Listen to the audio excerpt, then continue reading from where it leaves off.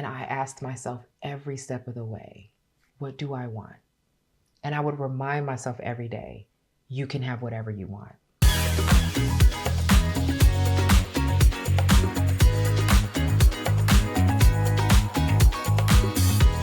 Welcome back. The last episode, I asked you to consider how you wanted your life to feel. We're going to talk more about that, and I'll just be completely candid. I have some notes, but I'm freestyling a little bit this episode. I think I want to start by acknowledging that we are all living under a ton, like an immeasurable amount of very fast-paced change around the globe. And if you are in the US like me, things are changing so swiftly in our government that it's breakneck. Like, many of us can barely keep up. Some of us have decided to remove ourselves from the news, and there's a lot. There's a lot. And my hope is that this podcast can be a bit of respite and bring you back to yourself, because if ourselves are not intact, we will not be able to survive, let alone thrive through any of this. So please remember, the only thing you have control of is yourself. Resist the urge to wallow or have ongoing rants or indulge in conversations that are not solutions oriented. Take care of yourself. Protect your energy. Be planful. Seek solutions. Mind what you consume. Mind how often you consume. Guard your joy. So get that in your spirit. Take a deep breath and let it out.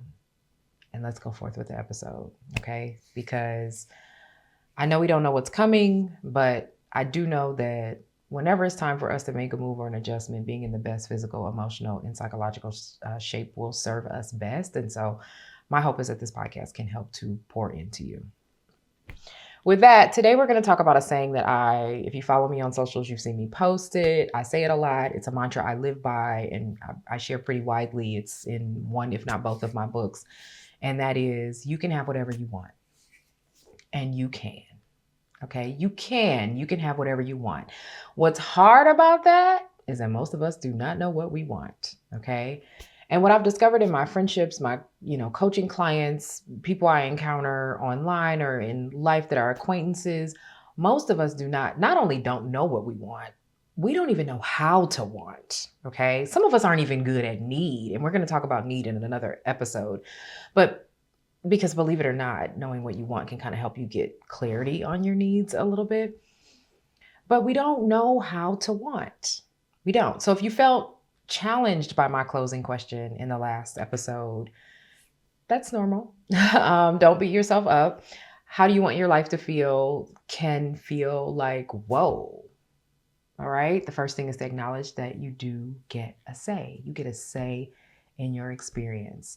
And while how do you want your life to feel is a very simple statement, it's a hard question for some of us because honestly, when do we think about it?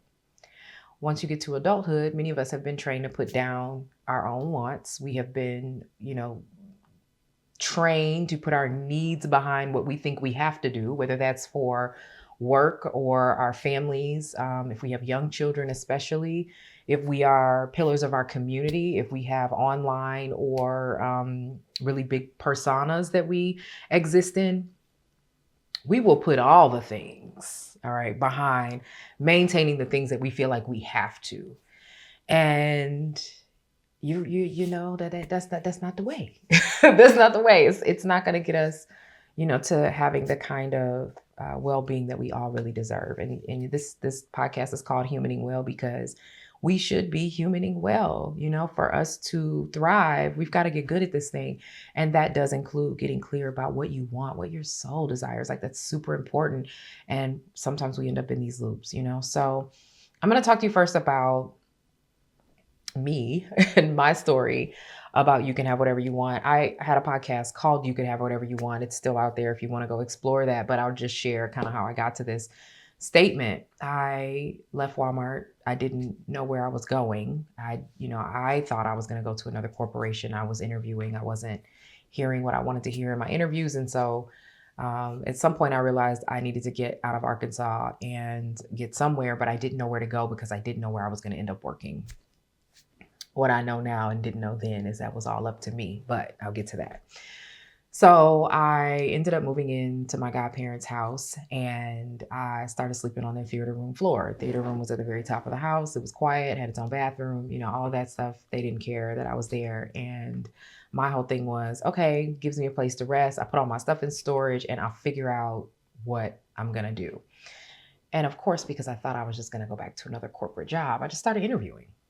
And I was interviewing like crazy. Okay. I was interviewing a lot and getting good interviews, interviews with folks you want to work for. Most people, companies that are well recognized, but I wasn't hearing what I wanted to hear. I did a lot of work with corporate culture, culture transformation, change management,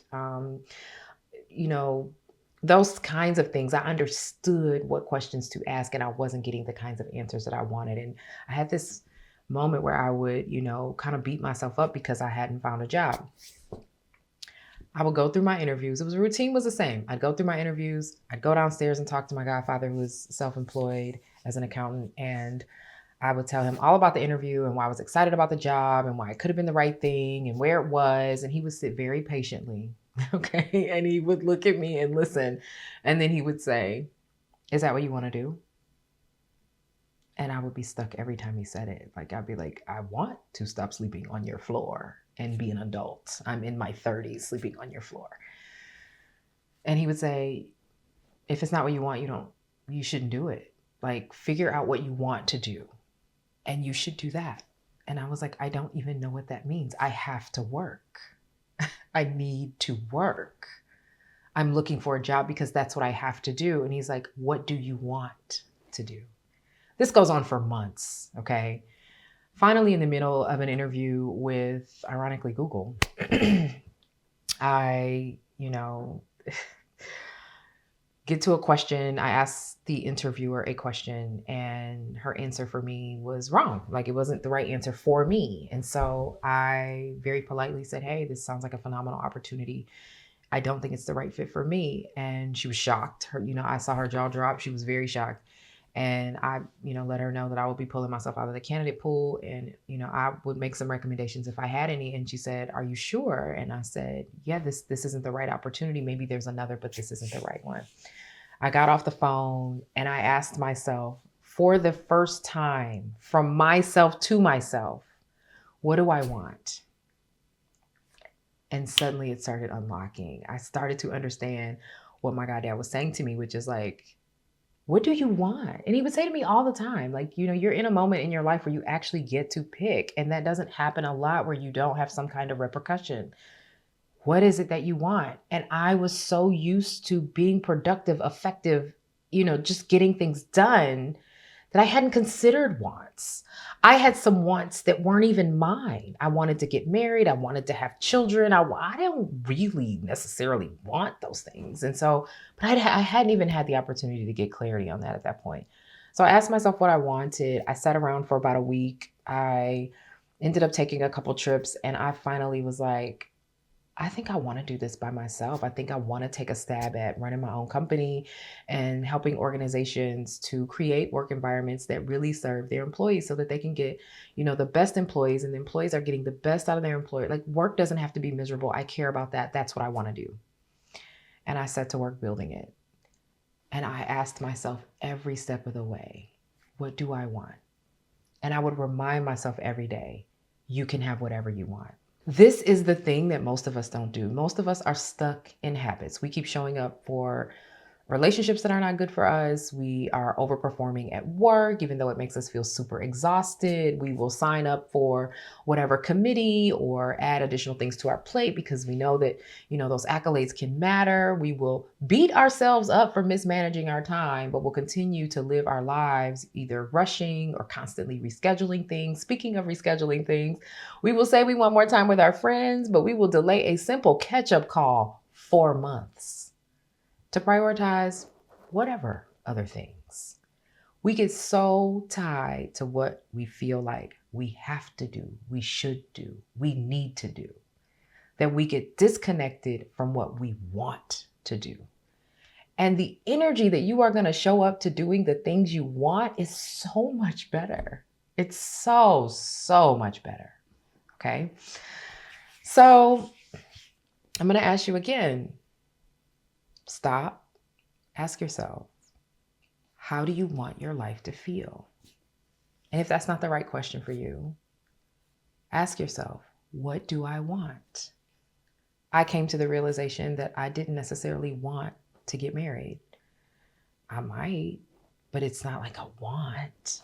I didn't necessarily want children. I have so many kids in my life that I love, but like my own, wasn't a big deal. But I was chasing that because it was a want that was given to me. How much of your life is you living through what has been assigned to you, what you've been told to do? How much would you change if you considered for a moment that you do not have to live the life you've been told to? You can have whatever life you want. Now, if you find yourself asking, how do I want my life to feel? And you go, oh my God, I just want it to feel good. Good is not quite enough. Say a little more. Rich, some people give me rich. Like, I just want to feel rich. It's like, okay, like, let's get a little more specific, okay?